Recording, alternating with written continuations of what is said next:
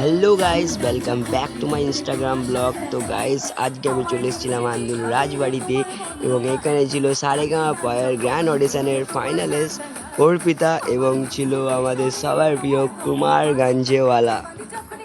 সবার প্রথমে গাইছিলেন অর্পিতা দিদি। ফাইনালি অনেকক্ষণ অপেক্ষার পরে আমরা দেখতে পেলাম আমাদের সবার প্রিয় গায়ক কুমার গাঞ্জেওয়ালাকে।